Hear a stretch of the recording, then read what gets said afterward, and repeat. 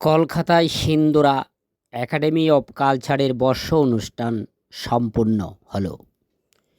সিন্দুরা academy of culture একটি সাংস্কৃতিক প্রতিষ্ঠান। 2002 সালে প্রতিষ্ঠিত হওয়া সিন্দুরা প্রতি বছরের মতো এবারও নানান রকমের আয়োজনে 29শে ডিসেম্বর রবিবার একাডেমির পক্ষে কর্ণধার সোনালী গাঙ্গুলি কলকাতার বৌদ্ধ ধর্মাঙ্কুর হলে আয়োজন করেন বর্ষবরণ অনুষ্ঠান। শ্রীমতী গাঙ্গুলি উপনিষদের মন্ত্রোচ্চারণের মধ্য দিয়ে অনুষ্ঠানের শুভ সূচনা করেন।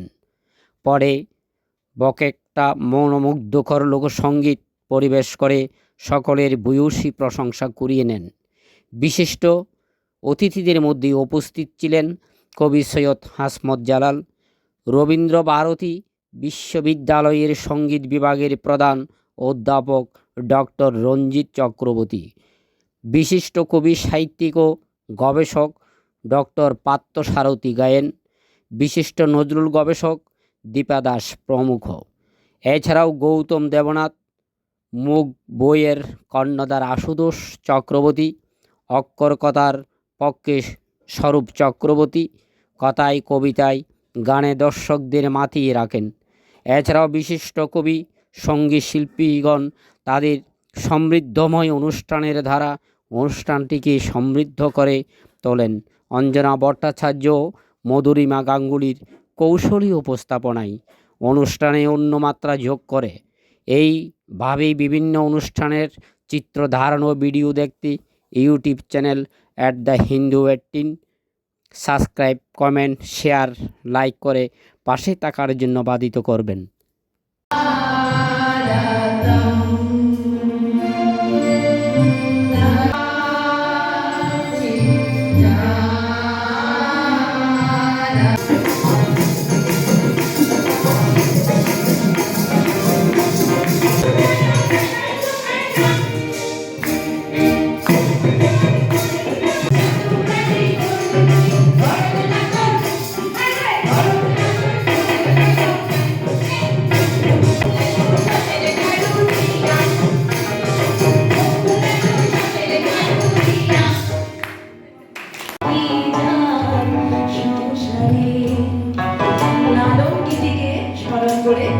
পরবর্তী দুটো গান পরিবেশন করবে সিন্দুরা একাডেমি অব কালচার।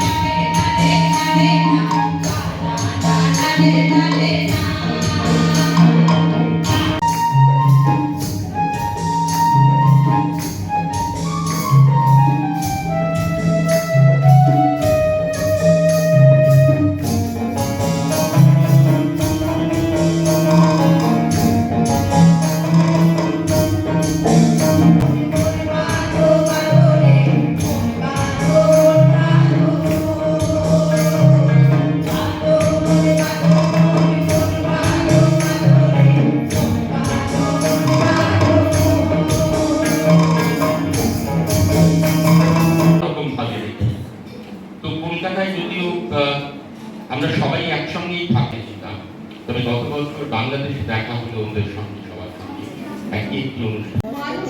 সান্নিধ্য পাওয়া মনে হয় সবার ভাগ্যে হয় না, থাকে না। আমার সেই ভাগ্য হয়েছে শুধুমাত্র আমার মায়ের জন্য।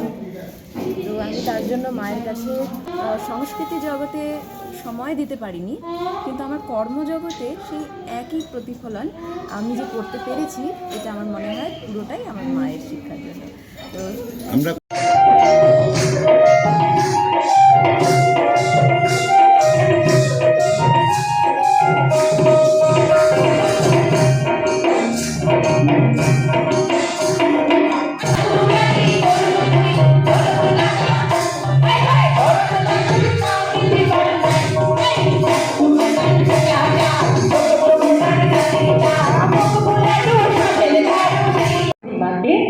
মধুরিমাকে আমাদের ভাইকে সম্মানিত করার জন্য হিমাদ্রি, আপনি এদিকে আসুন। ভালোবাসার উপহার সিন্দুরার পক্ষ থেকে সকলকে একটা জোরে হাততালি।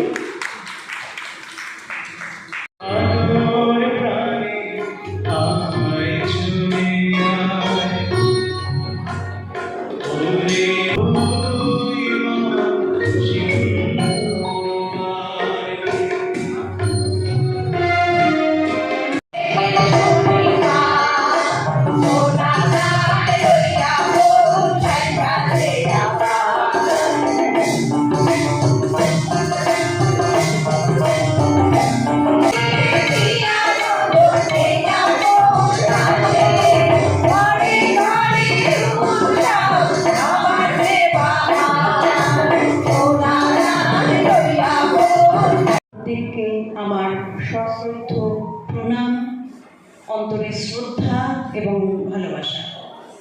আমরা পায়ে পায়ে 22 বছরে উপস্থিত হয়ে পেরিয়ে চলেছি দেশের দিকে আপনাদের সকলের সহযোগিতায়।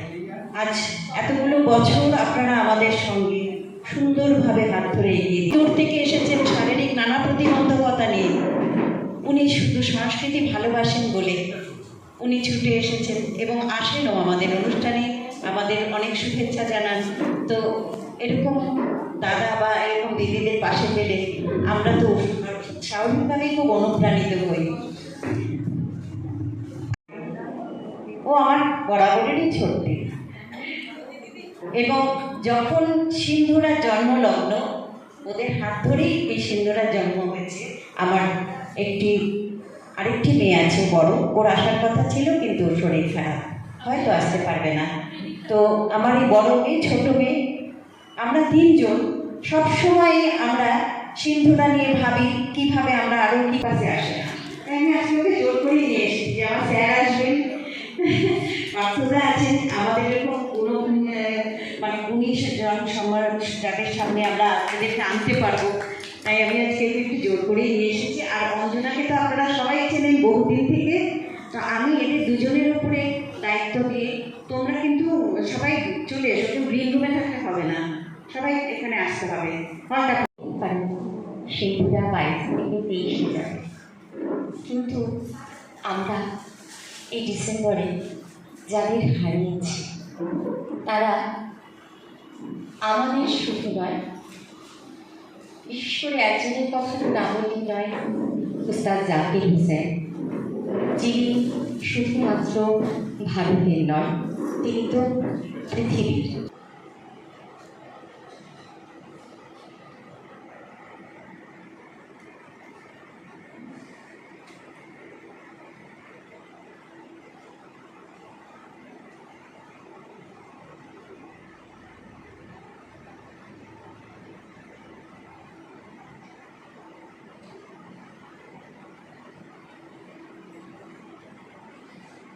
তিন ঘন্টা, 4 ঘন্টা, 5 ঘন্টা সারাদিন করুক না, কোনো খাতা বইয়ের দরকার হয় না ওনার, কারণ উনি নিজেই একটা সংস্কৃতি, লোকসঙ্গীতের উনি নিজেই একটা সংস্কৃতি। ওনার পায়ের কাছে পড়ে থাকলে বোধহয় আমরা 1 ইঞ্চি যেতে পারবো কিনা জানি না, তবু চেষ্টা তো করার অবশ্যই বোধহয় আমরা যারা ভালোবাসি তাই একটু চেষ্টা করতেই পারি। আর সে যখন বলতে থাকেন তখন আমাদেরই খারাপ লাগে, থামিয়ে দিই, তো থামতেই হয়। এই জন্য সেই নিয়মের চক্রে পড়ে তবু ডাকে স্যার যে আসেন আমাদের মধ্যে, এটাই আমাদের অনেক বড় পাওনা। কিছু কিছু মানুষকে দেখতে মনে হয় এক জীবন।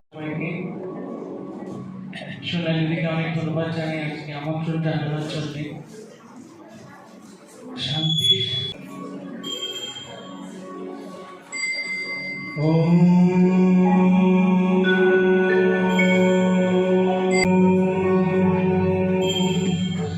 सर्वेषां स्वस्तिर्भवतु, सर्वेषां मङ्गलं भवतु।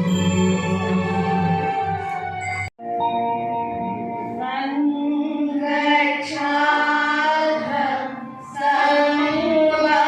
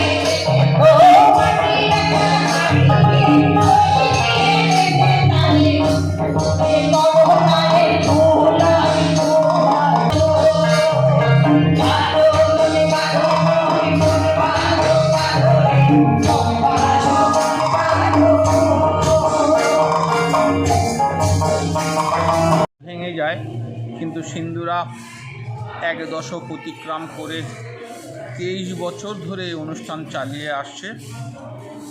পুরো কৃতিত্ব সিন্দুরার যে মানুষ আছেন যারা নিজেদের প্রচেষ্টায় এই সংস্কৃতিকে ধরে রাখতে পেরেছে, ধরে রাখছে।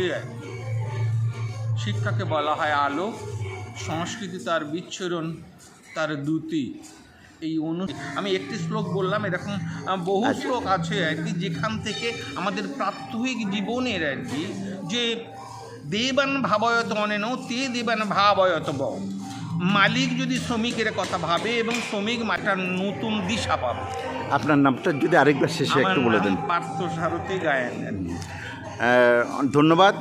আপনি কথাবার্তা পত্রিকায় জন্য আপনার মূল্যবান বক্তব্য রাখলেন। ধন্যবাদ। পার্থসারথী গায়েন আমাদের সামনে বসে আছেন। আমার খুব শখ ওনার একটা কবিতা আমি ওনাকেই পাঠ করে শোনাবো।